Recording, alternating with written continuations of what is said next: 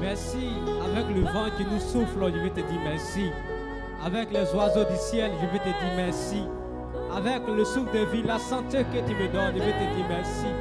Merci. Comment ne pas te louer? C'est ce que le chant dit. Quand je vois tes merveilles de chaque jour, quand je vois mon frère en bonne santé, quand je vois mes frères et sœurs ici réunis, Seigneur, je n'ai que merci à te dire parce que tu as fait tant de merveilles dans ma vie. Je vais te dire merci. Merci pour tes merveilles dans ma vie. Que ton nom soit béni. Béni sois-tu, Seigneur, parce que tu mérites la louange et l'adoration. Que ton nom soit élevé en tout temps et en tout lieu. Merci pour ce moment que tu nous donnes. Merci pour la santé. Merci pour les enseignements que tu nous donnes, Seigneur. Que ton nom soit béni. Merci pour ceux qui nous écoutent depuis les maisons. Merci parce qu'ils sont malades, mais à travers les réseaux sociaux, ils nous regardent. Merci pour les vies. Comment ne pas te louer? Comment ne pas te louer? Comment ne pas te louer? Seigneur mon Dieu. Oui, Seigneur, nous te disons merci. Et nous te demandons de nous envoyer ton Esprit Saint. C'est lui-même qui va nous aider. C'est lui-même qui va nous disposer, qui va disposer notre être entier, nos entendements, notre cœur. Que cet Esprit descend au milieu de nous. Frère, ma soeur, tu peux commencer à demander à l'Esprit Saint de venir te disposer. Tu peux lui dire, cet Esprit, j'ai besoin de toi. Demande-lui de venir. Demande-lui de venir disposer ton entendement. Demande-lui de venir disposer ton intelligence. Parce que sans l'Esprit Saint, tu ne peux pas comprendre l'enseignement qu'on veut te donner le soir. Oui, c'est le Saint-Esprit qui peut t'aider à comprendre les Écritures. C'est pourquoi tu vas l'appeler pour dire j'ai besoin de toi dans ma vie. Pour ma vie spirituelle, j'ai besoin de toi. Pour grandir, pour être un disciple vrai de Jésus, j'ai besoin de toi. Tu vas passer à parler au Saint-Esprit de Dieu. Saint-Esprit de Dieu, nous avons besoin de toi ici, maintenant. Oui, Saint-Esprit, viens nous disposer. Viens disposer notre être entier à écouter la voix de Jésus, à écouter cette parole qui sera proclamée ce soir.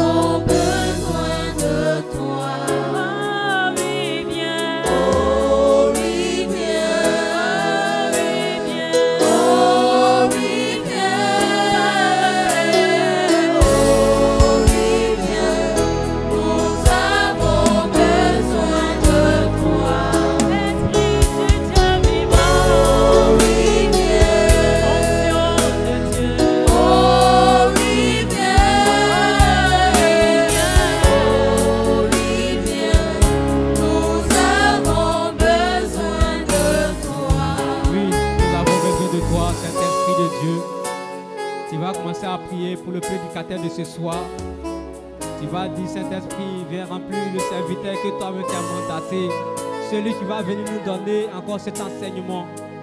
Sans l'Esprit Saint, nous ne pouvons rien faire. Demande au Saint-Esprit de le remplir. Le chant dit nous avons besoin de toi. Et c'est vrai, nous avons besoin du Saint-Esprit pour comprendre ce soir ce que le message, ce que le serviteur va véhiculer à travers cette parole. Sans l'Esprit Saint, nous ne pouvons rien. Dis-lui, nous avons besoin de toi. Et nous prions de le disposer son être entier. Nous te prions de le disposer. Mets les paroles qu'il faut sur ses lèvres. Dépose juste les paroles pour lui. Pour que tout ce qui va dire soit pour donner la voix de Jésus. Non, tout ce qui est comme la chair doit quitter. Commence à lui parler. Je vais t'entendre prier. Parle au Saint-Esprit. Nous avons besoin de toi pour ce prédicateur. Pour notre Père. Nous avons besoin de toi.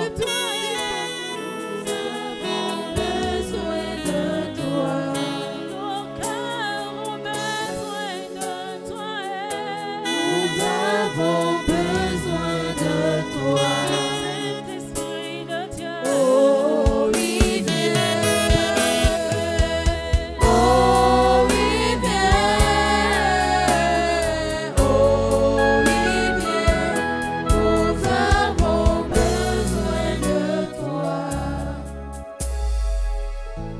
joie. Ton amen n'a des paix et joie. Amen. Amen ou amen pas. Amen. Tu vas acclamer puissamment le Saint-Esprit. Acclame le Saint-Esprit. Acclame le Saint-Esprit. Amen. Tu vas acclamer la vie de notre Père curé, notre premier responsable de la paroisse, le Père Andrew, qui va nous donner cet enseignement ce soir. Acclame Jésus pour sa vie. Acclame le Seigneur. On se lève pour acclamer Jésus. C'est le premier responsable de la paroisse. Amen. Paix et joie. Merci Jésus.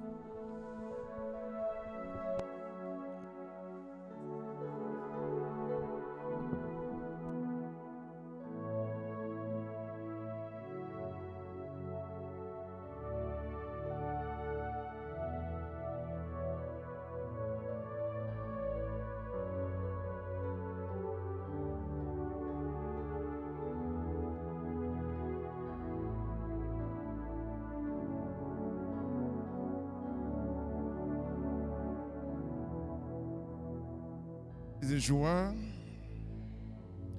paix et joie. Aujourd'hui encore, Dieu nous a fait grâce et nous nous sommes retrouvés ici pour écouter sa parole.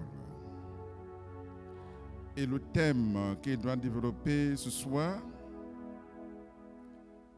Jésus nous invite à vivre dans l'Église. Jésus nous invite à vivre dans l'Église. Et pourquoi il nous invite à vivre dans l'Église? Et si nous répondions à son appel, qu'est-ce qu'on gagne? C'est pourquoi on va demander à notre sœur de lire Jean chapitre 20, verset 19 à 29. Au soir de ce premier jour de la semaine, les portes étaient fermées par peur des Juifs là, où les disciples étaient réunis. Jésus vient et se tient au milieu d'eux.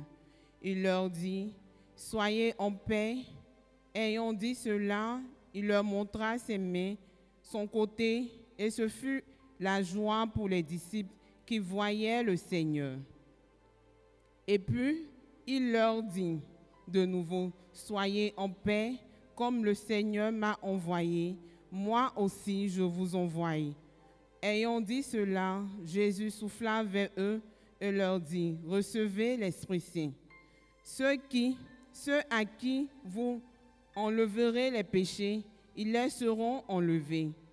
Quand vous les maintiendrez, ils les seront maintenus. » L'un des 12 était Thomas, surnommé le jumeau. Il n'était pas là avec eux pour cette venue de Jésus. Comme les autres lui disaient, « Nous avons vu le Seigneur. » Il leur répondit, « Tant que je ne vois pas ses mains avec la marque des clous et que je ne mets pas le doigt dans la marque des clous, tant que je ne mets pas la main dans son côté, je ne crois pas. » Et voilà que de nouveau, 8 jours plus tard, les disciples étaient à l'intérieur et Thomas avec eux. Alors que les portes étaient fermées, Jésus vient et se tient au milieu. Il dit, « Soyez en paix. » Ensuite, il dit à Thomas, « Mets ici ton doigt, regarde mes mains. Avance ta main et mets-la dans mon côté. cesse de nier et crois. Pour toute réponse, Thomas lui dit, tu es mon Seigneur et mon Dieu. Et Jésus lui répondit, tu m'as vu et tu crois. Heureux ceux qui n'ont pas vu et qui croient. Parole du Seigneur. Paix et joie. Thomas était disciple. Mais le jour où Jésus devait venir, Thomas n'était pas en communauté. Jésus pouvait se montrer à Thomas dehors, mais il n'a pas fait. Il s'est montré là où se trouvaient les croyants. Il s'est montré dans l'assemblée. Et aujourd'hui, Jésus nous invite parce qu'il veut se révéler à nous. Mais tant que nous sommes dehors, ce n'est pas possible. C'est pourquoi aujourd'hui, il nous invite à vivre dans l'église. Thomas avait décidé de vivre hors de l'église. Et quand Jésus voulait se manifester, il se manifestait dans l'église. C'est pourquoi, chers bien-aimés, il nous invite à vivre dans l'église. Si nous voulons vraiment le découvrir. Mais qu'est-ce que l'église? L'église est souvent décrite comme le corps de Christ.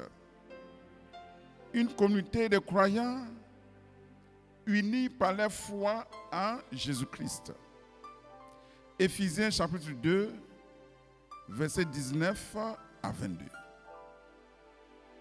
Et si nous parlons du corps du Christ, cela veut dire qu'il y a plusieurs membres. Une communauté de croyants que nous avons même vision, même foi. Et notre foi est en Jésus-Christ. Voilà la nature de l'Église. Et Jésus nous invite, pourquoi? Jésus nous invite à vivre en communauté. Il nous invite pour qu'il puisse nous enseigner sur l'amour fraternel.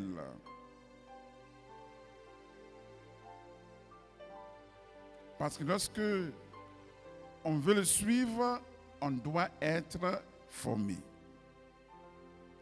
Donc, lorsqu'il nous invite, c'est pour nous enseigner comment il faut vivre en communauté.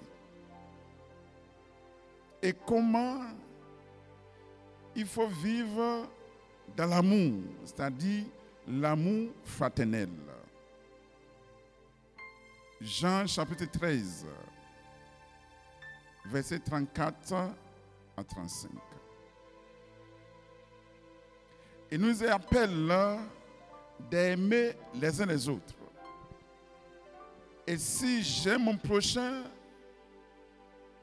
je vais vouloir son bien. Si j'aime mon prochain,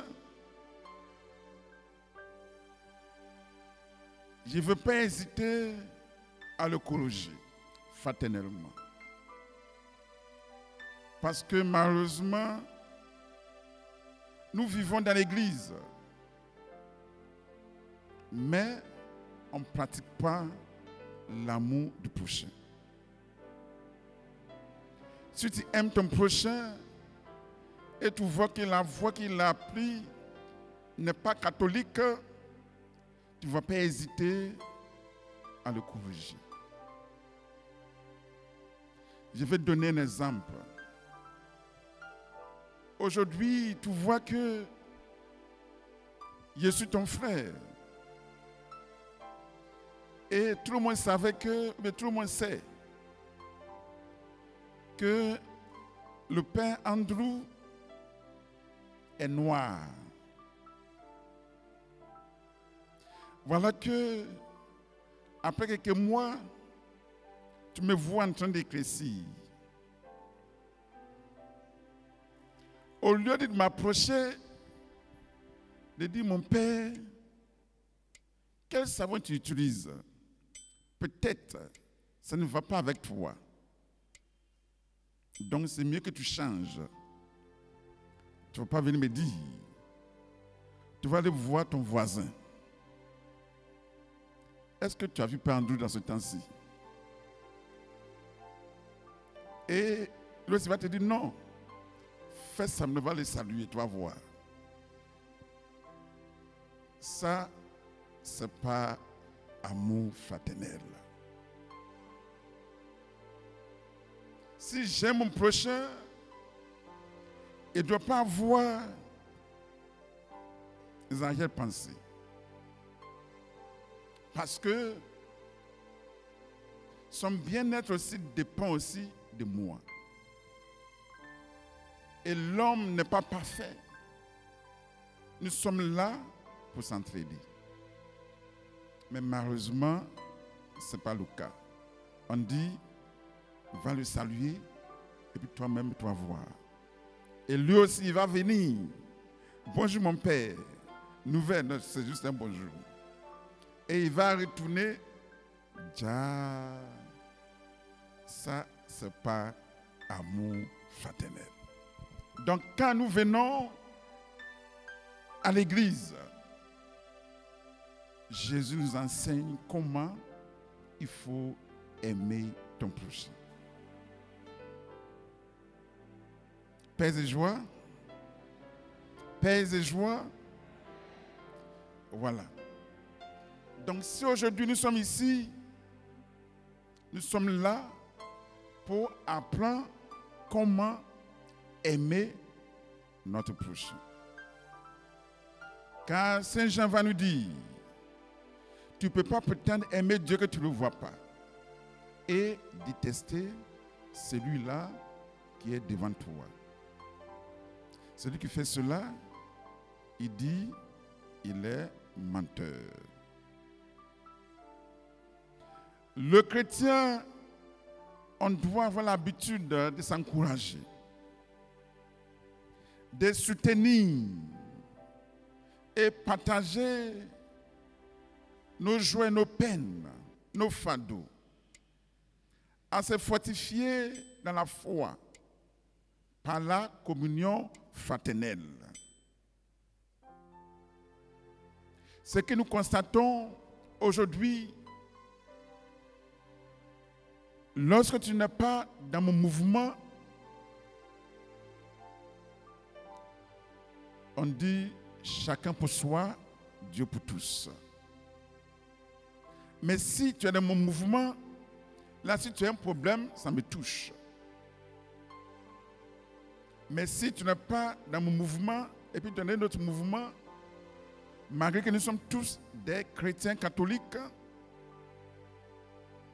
ton problème ne me concerne pas.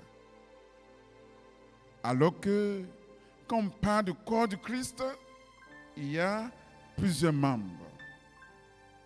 Donc nous sommes appelés à vivre dans l'Église. Nous sommes appelés parce que nous avons la même vision. Nous professons la même foi et la foi en Jésus-Christ. Mais d'où viennent toutes ces divisions? D'où viennent toutes ces concurrences?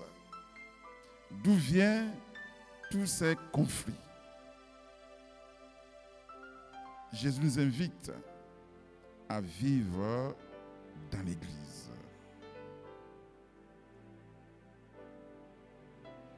Et quel est le rôle de l'Église dans la vie spirituelle? Le rôle de l'Église dans la vie spirituelle. On doit discuter ce rôle-là, c'est-à-dire la croissance spirituelle des croyants. L'Église offre un cadre où les croyants peuvent être enseignés, encouragés, et où ils peuvent pratiquer les disciplines spirituelles telles que la prière, la méditation biblique, l'enseignement, comme ce que nous faisons aujourd'hui, et la communion.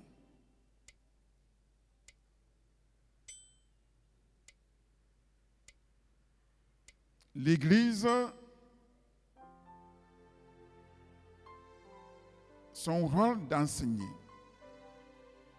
encourager et pratiquer les disciplines spirituelles telles que la prière, la méditation biblique et la communion. La mission de l'Église,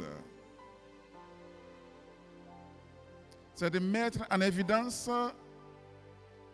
notre mission dans le monde. Les chrétiens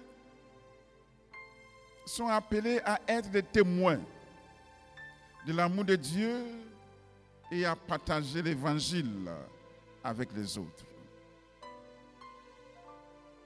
Nous, comme des chrétiens, ou nous les chrétiens, nous sommes appelés à être des témoins de l'amour de Dieu et à partager l'évangile, c'est-à-dire la bonne nouvelle avec les autres. C'est pourquoi Jésus va dire, aimez-vous les uns les autres comme moi, je vous ai aimé. Donc si tu as reçu quelque chose de la part de Dieu, tu ne dois pas garder, tu dois donner. Vous avez reçu gratuitement, donnez aussi gratuitement. Donc ce que tu as reçu là, c'est ce que tu donnes.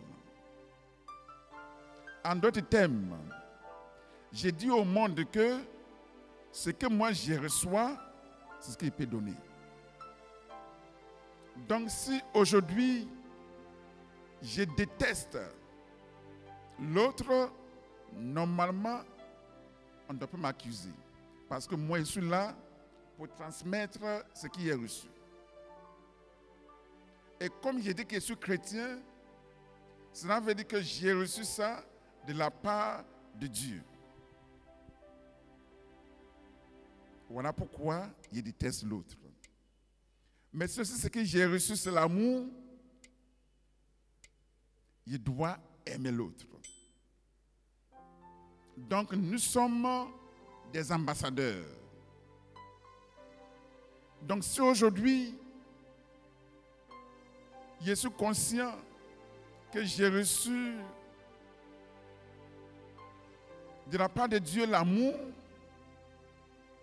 je dois transmettre l'amour. Mais si aujourd'hui, je transmets la haine, je vais dire à tout le monde que ce que j'ai reçu, c'est la haine. Alors que ce n'est pas cela que Dieu t'a donné. Donc là, il faut savoir que tu as un compte à rendre à Dieu. Aimez-vous les uns les autres comme moi, je vous ai aimé. Jésus t'aime.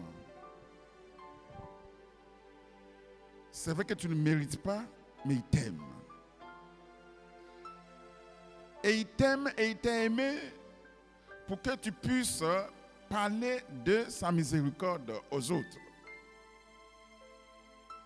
Mais malheureusement, cet amour-là, on n'arrive pas à le transmettre. Donc, c'est comme si c'est Jésus qui nous inspire. Mais si nous ne sommes pas prêts à transmettre ce qu'il nous donne, pourquoi on veut forcément porter le nom de chrétien? Pourquoi on veut faire croire aux gens que nous sommes dans son camp? Tu pouvais rester à côté, là, pas de soucis, pas de problème. Mais tu fais croire aux gens que tu es dans son camp et c'est lui qui t'inspire. Et lorsqu'il t'inspire, toi tu donnes autre chose.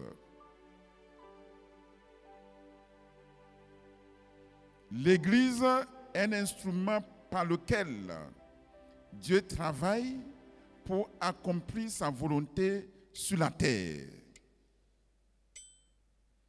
Et quand on parle de l'Église, c'est l'Assemblée. Quand on parle de l'Église, c'est nous.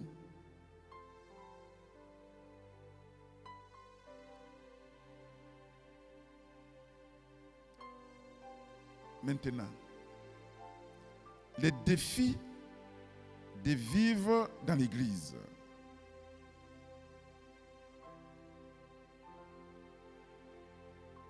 Pour vivre dans l'Église, il y a un défi. Reconnaître que vivre dans l'Église n'est pas toujours facile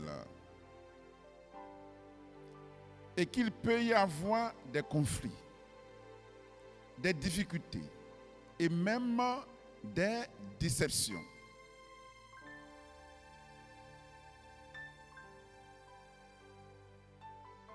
Vivre dans l'Église n'est pas toujours facile. Il peut y avoir des conflits, des difficultés et même des déceptions. Aujourd'hui, tu vois que lorsqu'il y a certains membres qui sont malades,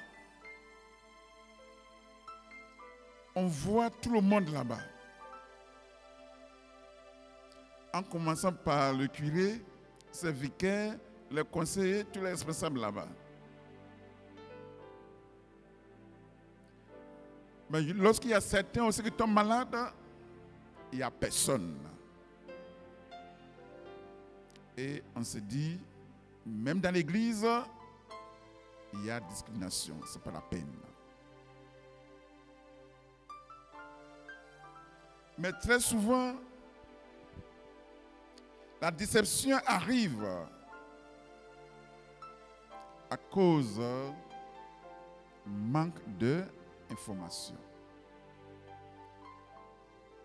Et vous savez, l'Église catholique est tellement grande. Et c'est comme si chacun pour soi, Dieu pour tous. Le jour où tu ne viens pas, personne ne peut remarquer que tu n'es pas venu à l'église. Mais lorsque tu es dans un mouvement, le jour que tu ne viens pas, on peut savoir que dans ce temps-ci, notre frère ou bien notre soeur ne vient pas. On va aller chercher pour savoir qu'est-ce qui ne va pas. Et quand c'est comme ça, tu sens cette chaleur familiale. Tant bien même qu'on parle de l'église comme spirituelle.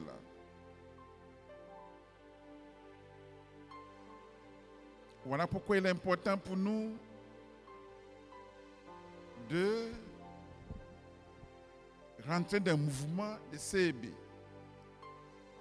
Parce que si tu viens pour dimanche, le jour que tu n'es pas là, personne ne peut savoir.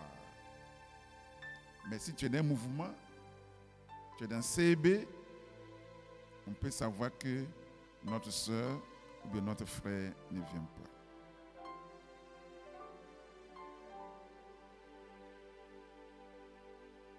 Lorsque tu es dans l'église, il faut prendre des engagements. Il faut t'engager. Et si tu t'engages, il faut savoir que ce ne sera pas facile pour toi. Car Sirach, chapitre 2 nous dit, mon enfant, Si tu veux me servir, prépare-toi à l'épreuve. Parce que tu as décidé de t'engager dans l'église, c'est alors qu'on peut t'insulter. On peut te parler mal. Exemple, service d'accueil. Ils sont là pour nous aider. Quand tu viens dire bonne arrivée, asseyez-vous ici. Normalement, on dit merci. Mais dans l'église, la parole qu'on va sortir là, tu te poses la question, est-ce qu'on se connaît avant? Alors que quand on part pour réception, quand on dit bonne arrivée, asseyez-vous là-bas, tu dis merci. Mais quand il s'agit de l'église, non, moi je veux m'asseoir ici. Et en temps normal, au dehors, tu ne peux même pas le saluer. Tellement il y a des respects, mais quand on vient dans l'église, ça devient autre chose.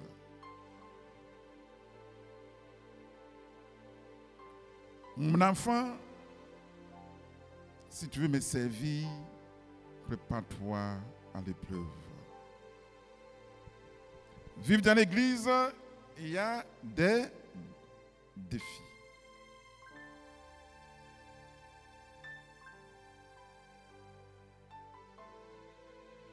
Il y a des difficultés aussi. Incompréhension. Et des déceptions. Cependant, encourager les croyants à persévérer dans leur engagement envers la communauté chrétienne malgré ces défis. Ce n'est pas parce que l'eau a tué ma grand-mère, donc il dit, je ne vais plus boire de l'eau. Ce n'est pas parce qu'on m'a parlé mal, donc j'ai dit, je ne suis plus chrétien. Et puis ce qui est bizarre, dans nos services, lorsque tu es malade et tu ne demandes pas la permission et puis tu vas au travail, ton patron t'insulte et tu dis excusez-moi. À l'église, tu tombes malade, peut-être personne ne savait, et là, tu dis je quitte l'église, pourquoi? Parce que personne ne veut me rendre visite. Donc cela veut dire quoi? Parfois, on s'engage dans l'église sans savoir pourquoi on s'engage et qui nous appelle. Le côté, parce que j'ai mon salaire. Donc, même si je tombe malade et personne vient me rendre visite, et lorsqu'il retourne au travail et on m'insulte, il dit excusez-moi, je ne veux plus répéter. Mais de l'autre côté, qui est l'église, parce que peut-être on ne voit pas le salaire physiquement. Et nous avons des yeux, mais on ne voit pas. Et petites choses, je suis découragé. Petites choses, je suis fâché. Petites choses, prenez votre église. Chers frères et sœurs, à chaque fois que tu connaîtrais des difficultés, des déceptions, souviens-toi de Siracide, chapitre 2.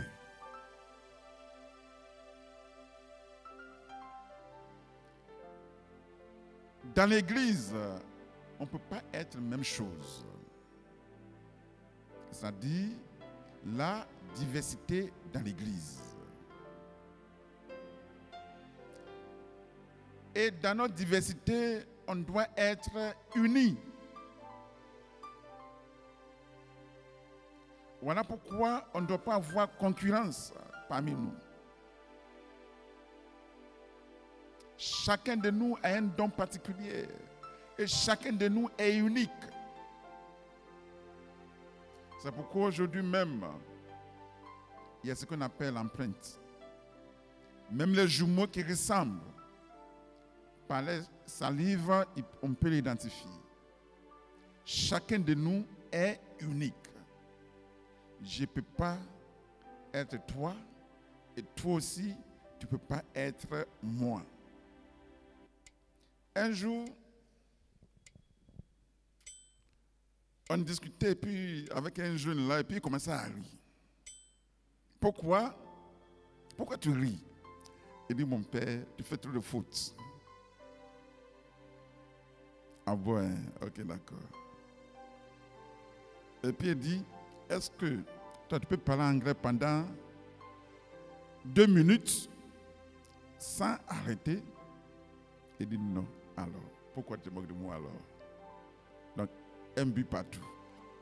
Et dès même là, 2-1, parce que moi je peux parler un peu français, mais toi tu ne peux pas parler anglais comme ça. Donc, chacun de nous est unique. Parfois, nous sommes frustrés parce que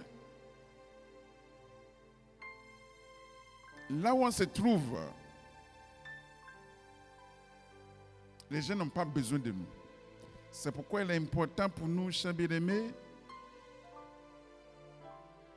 de prier pour que le Seigneur nous amène là où on peut être utile. On doit prier pour que le Seigneur nous amène là où on peut être utile. Et j'aime donner cet exemple. Lorsque je suis malade, et puis il y a un mécanicien qui se présente, mon père peut t'aider. Il veut m'énerver parce que actuellement, il n'a pas besoin de mécanicien. J'ai besoin de médecin. Cela ne veut pas dire que le mécanicien n'est pas important. Le mécanicien est tellement important, mais sa place n'est pas à l'hôpital. Sa place est au garage. Ma voiture est gâtée. Et je cherche un mécanicien. Et un médecin se présente. Je peux t'aider? Je dis non. Parce que à l'heure actuelle, je n'ai pas besoin de toi. Cela ne veut pas dire que le médecin n'est pas important. Le médecin est important, mais pour le moment, il y a besoin des mécaniciens. Donc, chers bien-aimés, chacun de nous est important. Donc, on doit prier pour que le Seigneur nous amène là où on peut être utile.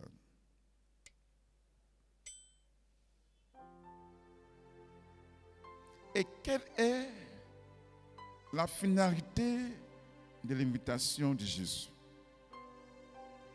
Jean chapitre 15, versets 7 à 13. La finalité de l'invitation de Jésus. Jean chapitre 15, 7 à 13.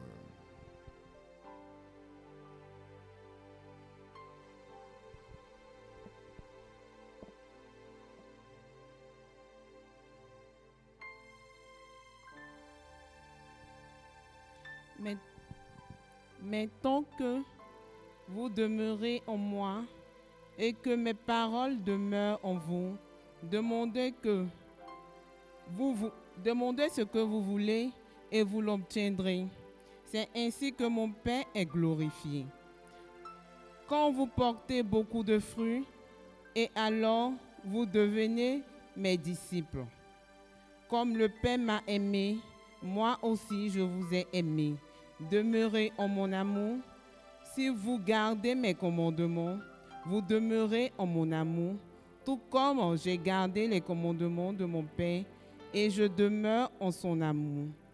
Je vous dis tout cela pour que ma joie soit en vous et que votre joie soit entière.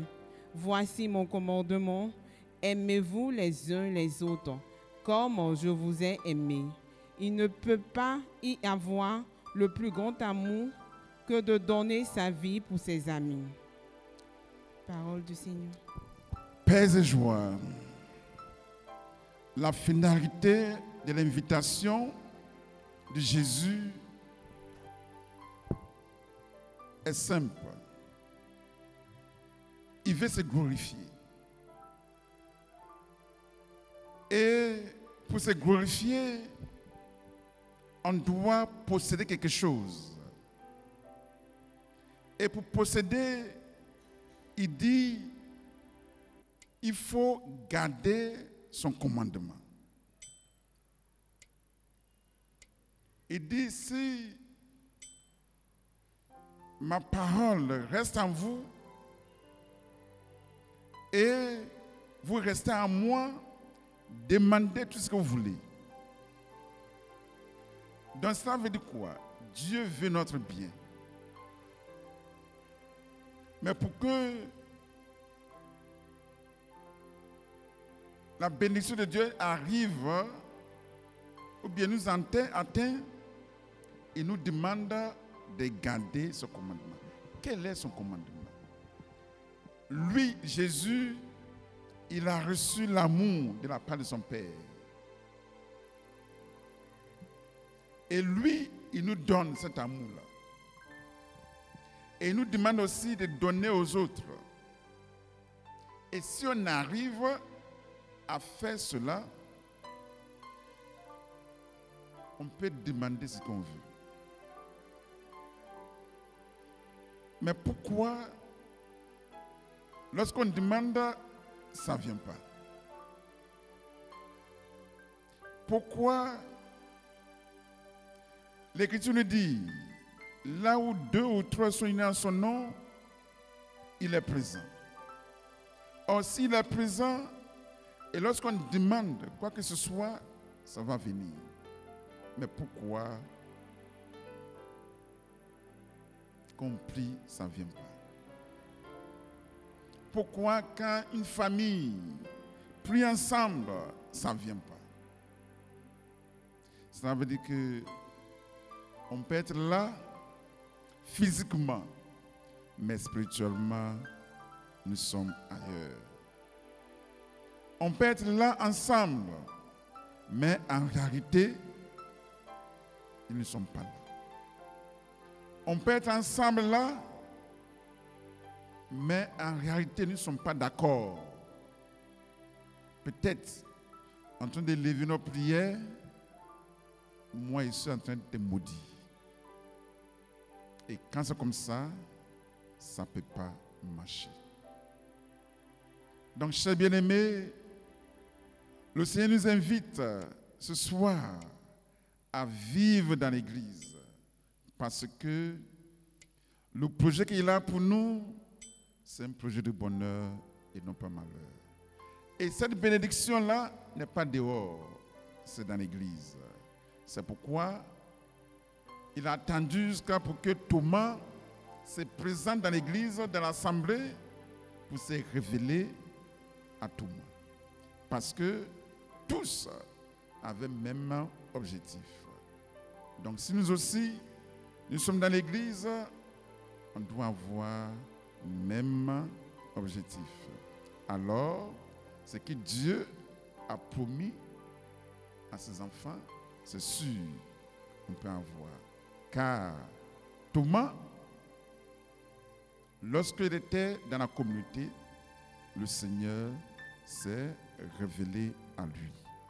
Que Dieu Tout-Puissant, lui qui est un Dieu de miséricorde, nous donne la force, malgré les difficultés, malgré les soucis, pour qu'ensemble, on puisse vivre dans l'Église, pour que sa récompense s'accomplit dans notre vie. Amen. Père de joie, on acclame très fort le Seigneur pour la vie de notre Père curé. Nous allons passer en fraternité. On va prendre la question.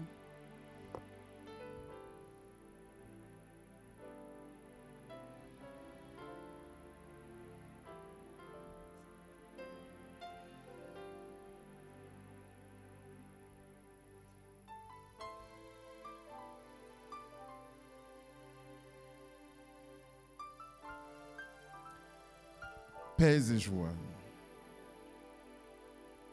La question est simple.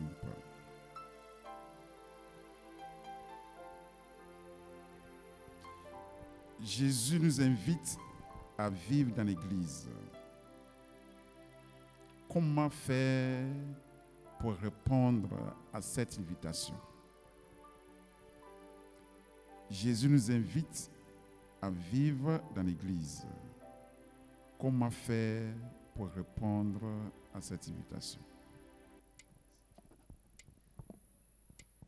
Père de joie, nous avons 10 minutes en fraternité.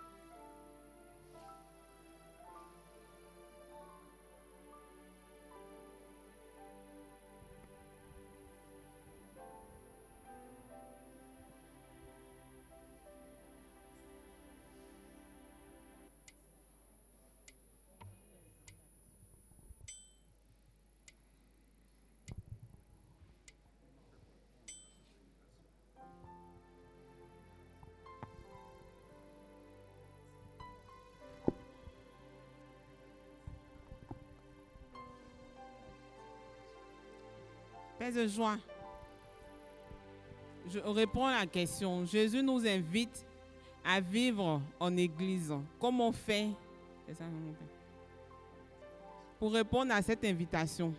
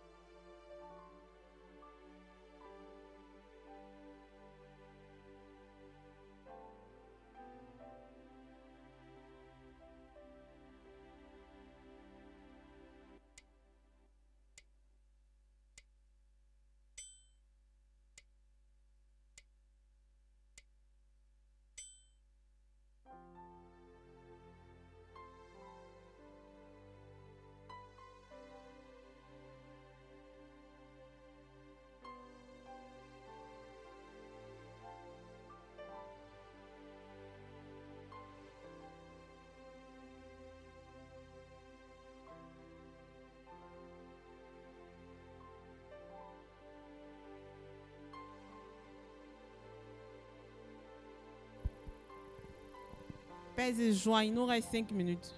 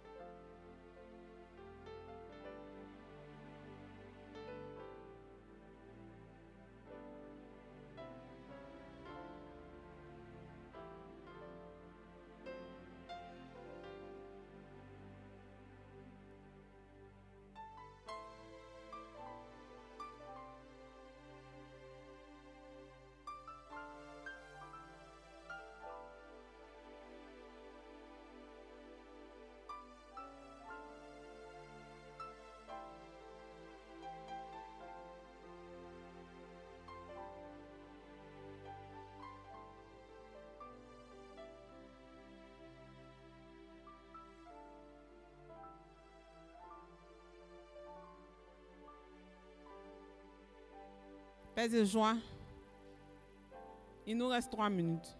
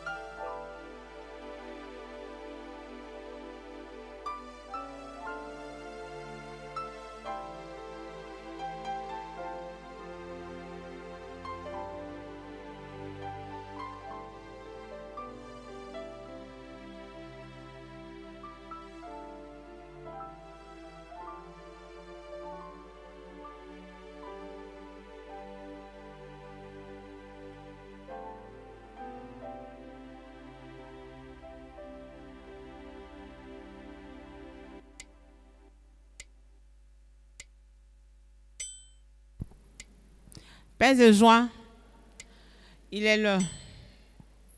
Père de joie, il est là.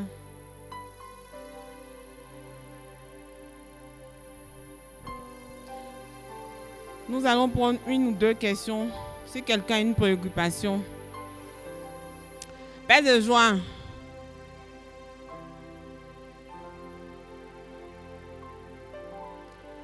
Une ou deux questions. Il n'y a pas de questions.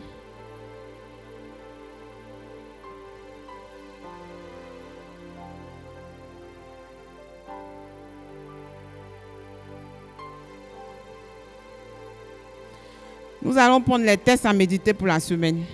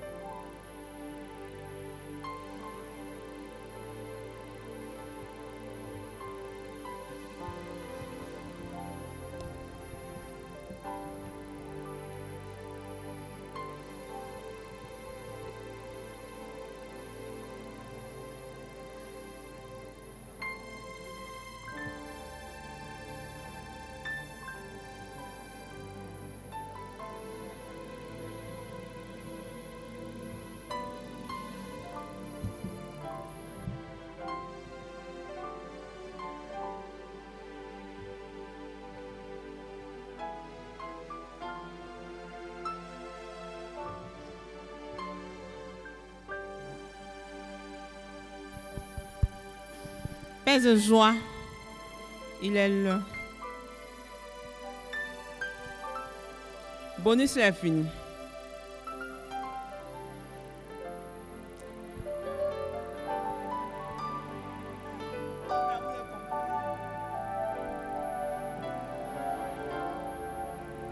Il n'y a pas de questions.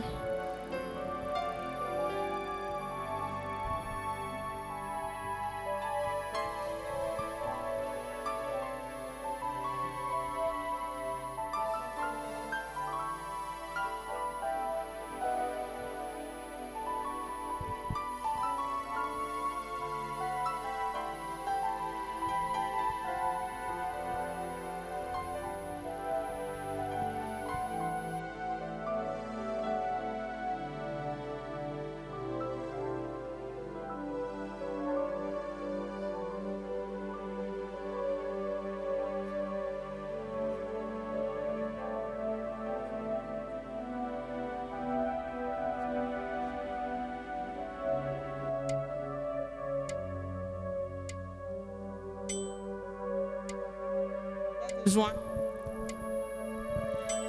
Père de joie.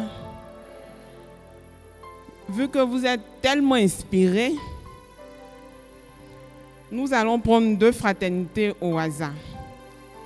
La question que le Père a donnée, on va prendre 2 fraternités qui vont venir donner leur réponse. Fraternité amour.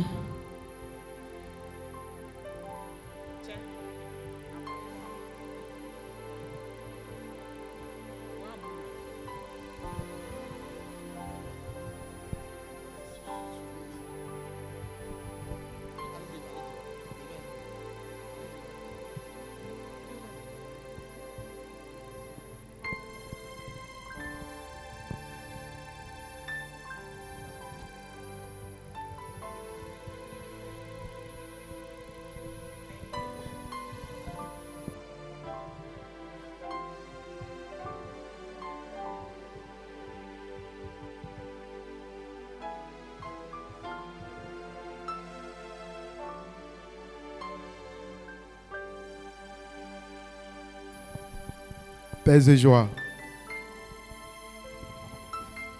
La question est la suivante.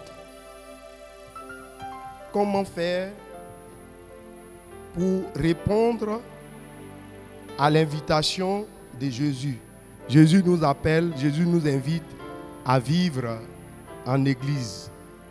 Comment faire pour répondre à son invitation? Au niveau de la fraternité Amour, nous avons répondu ceci. Voilà, ces différentes réponses. Nous avons dit, pour vivre véritablement à l'invitation de Jésus, c'est de respecter les commandements de Dieu. C'est le fait de respecter les commandements de Dieu. C'est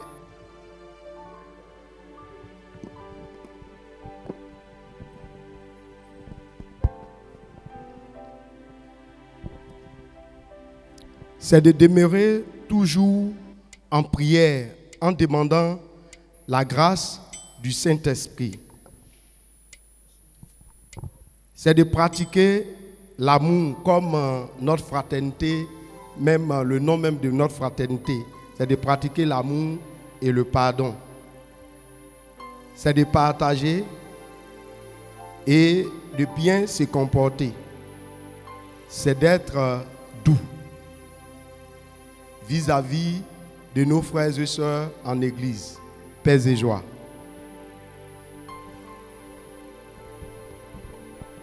On acclame très fort pour la fraternité Amour.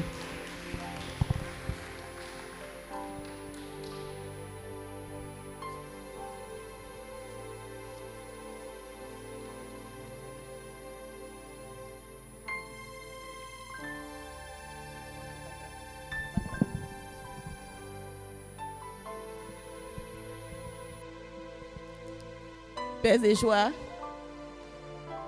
Bien, à la réponse à la question du Père, comme les autres ont dit, nos réponses convergent.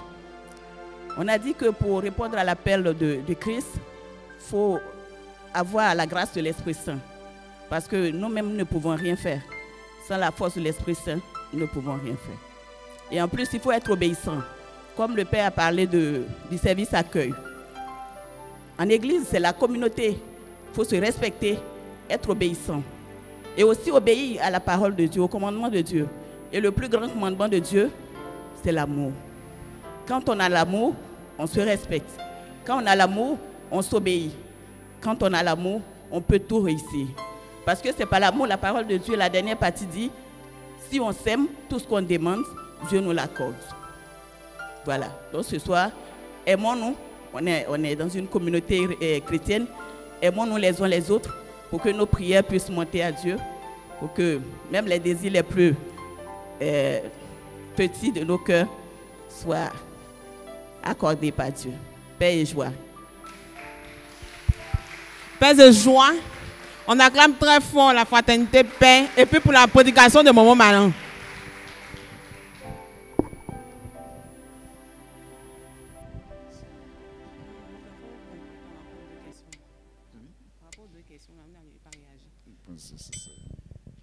Paix et joie. Merci pour la réponse. Effectivement, les réponses sont tellement justes. Mais ce qui reste à faire, c'est de mettre en pratique. Donc, si on arrive à mettre en pratique, je pense que notre communauté sera meilleure. Merci.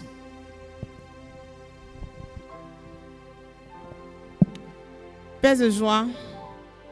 Le texte à méditer pour la semaine est Siracide 2, versets 1 à 9.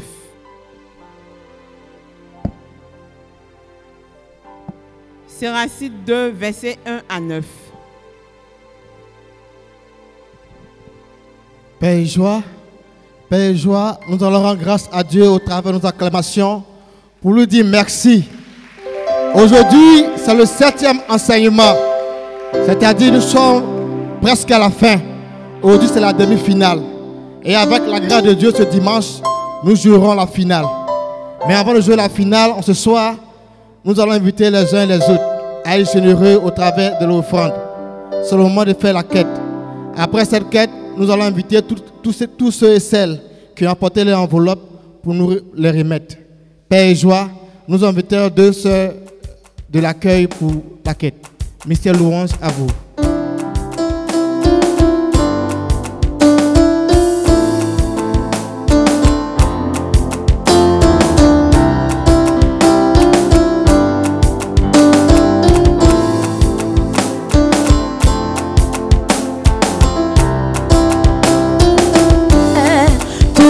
Qu'il dit qu'il fera, il accomplira toutes ses promesses envers toi. Garde ta foi en Dieu, il ne t'abandonnera pas, il fera.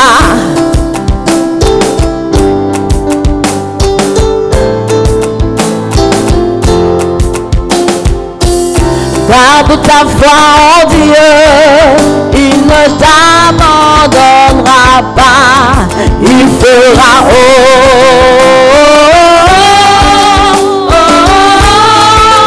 il fera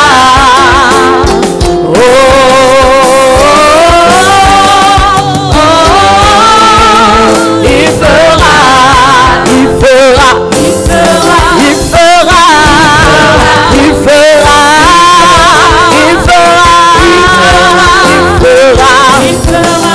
fera, il fera. Il fera dans ta vie, il fera, il fera, il fera. Paix et joie, nous bénissons chacun de vous pour vos dons et vos offrandes. Paix et joie à vous. À présent, les annonces. Bon, ceux qui ont les enveloppes peuvent maintenant les apporter. Ceux qui ont les enveloppes, mystère louange. En même temps que vous apportez les enveloppes, je donne les annonces. Ce dimanche,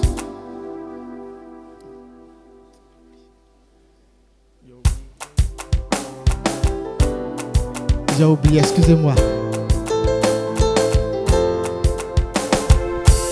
Garde ta foi en Dieu, il ne t'abandonnera pas, il fera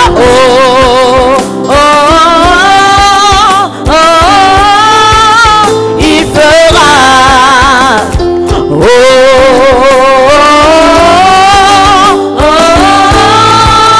il fera, il fera il fera, il fera, il fera, il fera, il fera, il fera, il fera. Je prie que le Seigneur, qui connaît chacune de vos intentions les plus profondes, au travers de cette offrande que vous faites pour son œuvre, daigne vous bénir, vous combler au-delà de votre attente et vos espérances. Comme il s'est souvenu de Salomon, je prie que le Seigneur se souvienne de vous, de chacun des membres de vos familles et de tous vos projets, et qu'il les réalise pour la gloire de son saint et précieux nom. Paix et joie à vous. À présent, les annonces. Ce dimanche 5 mai, à partir de 17h, nous aurons notre grand temps d'effusion du Saint-Esprit. Nous démarrons à 17h et à partir de 18h00, nous aurons la messe, plus la prière de l'effusion. Invitons les uns et les autres. Le thème qui va nous réunir ce dimanche, si nous vivons par l'Esprit, marchons aussi selon l'Esprit. Nous invitons aussi les uns et les autres à méditer jusqu'au dimanche sur ce passage, Galates chapitre 5, les versets 25. Nous vous invitons véritablement à méditer cela, afin que oui, ce dimanche-là, l'Esprit de Dieu puisse nous faire du bien pour la gloire de son Saint-Nom. Paix et joie. Deuxième annonce, c'est une invitation du diocèse. Le renouveau charismatique du diocèse de Grand Bassam nous invite à un grand temps dénommé Vigile de la Pentecôte. Dans la nuit du dimanche 29 au lundi 20 mai, dimanche 19 mai au lundi 20 mai, à partir de 20h jusqu'à l'aube, à Bassam, c'est-à-dire à la cathédrale Saint-Esprit de Bassam, de Moqueville, nous sommes invités autour du thème général. Et l'eau que je vous donnerai deviendra une source jaillissante de vie éternelle. Jean chapitre 4, verset 17. Le sous-thème qui va encore nous rassembler, aller par tout le monde et prêcher la bonne nouvelle à toute la création. Marc chapitre 16, le verset 15. Cela aura lieu dans la nuit du dimanche 19 mai au lundi 20 mai.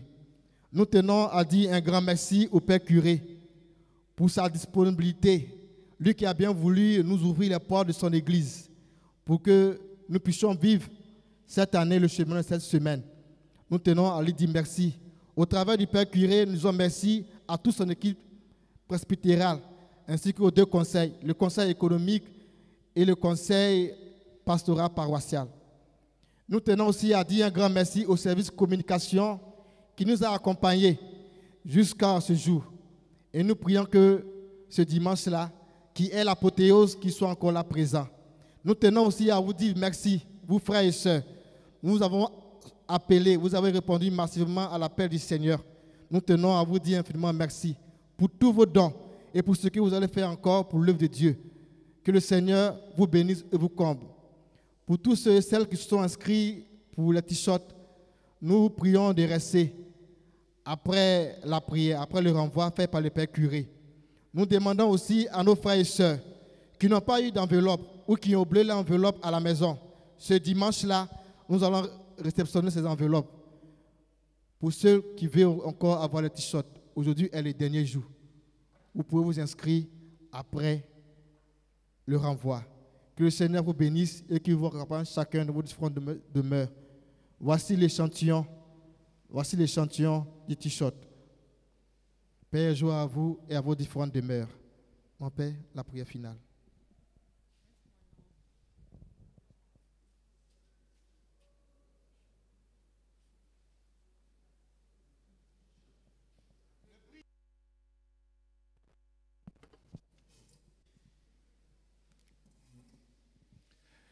Merci à vous tous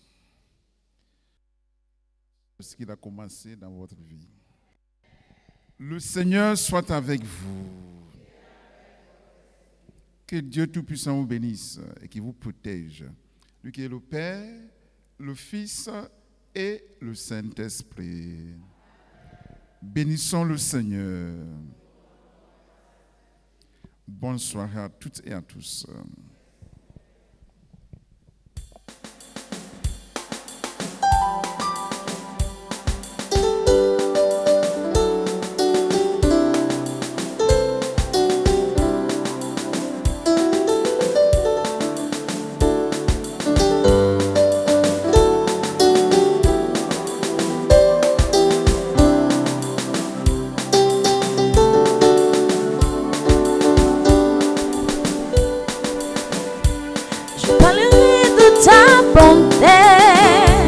Ta fidélité, je dirai tout